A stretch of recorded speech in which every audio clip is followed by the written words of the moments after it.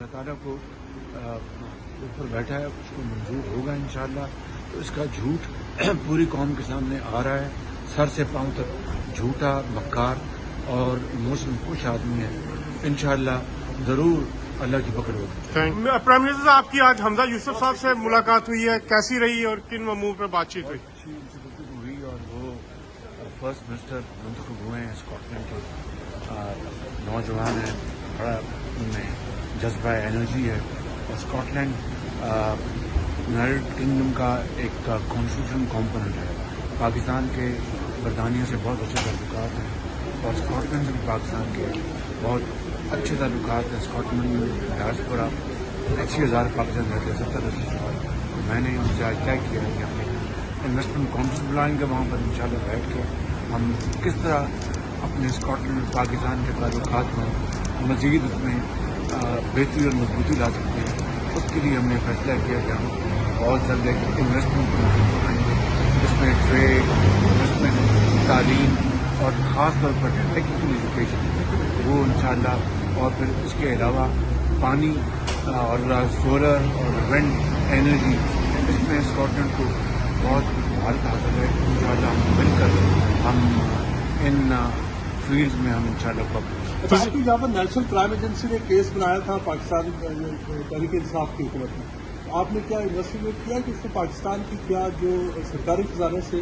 آج جو کیس تھا جو نیشنل کرائم ایجنسی نے رن کیا تھا، پاکستانی ٹیکس پیئر سے کتنا پیسہ اس پہ لگا؟ اللہ تعالیٰ نے اس میں مجھے نہیں، پاکستان کے عوام کو سرخرو کیا۔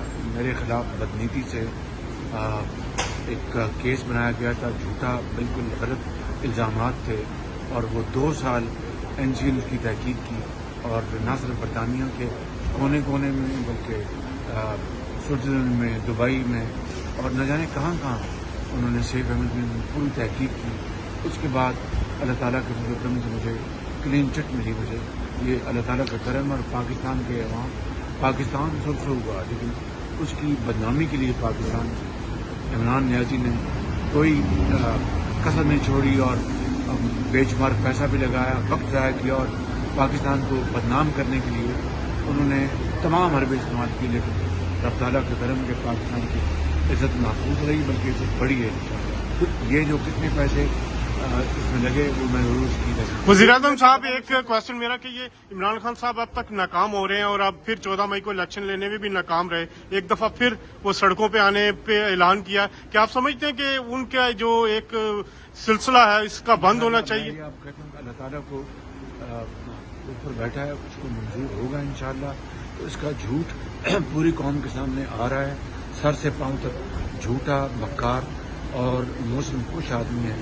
انشاءاللہ ضرور اللہ کی پکڑ ہوگی۔ یوٹیوب پر گوگلی ٹی وی دیکھنے کے لیے youtube.com کی سرچ بار میں گوگلی ٹی وی ٹائپ کریں۔ گوگلی ٹی وی کے پیج پر سرخ رنگ کے سبسکرپشن والے بٹن پر کلک کرنا نہ بھولیے۔